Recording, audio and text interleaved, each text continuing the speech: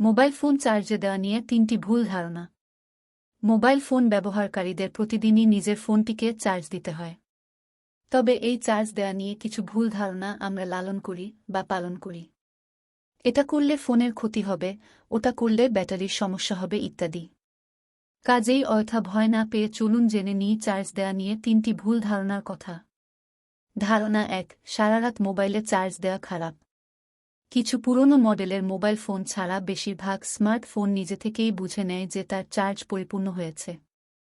যখন চার্জ পূর্ণ হয় তখন নিজে থেকেই স্বয়ংক্রিয়ভাবে চার্জ নেওয়া বন্ধ করে দেয় ফোন।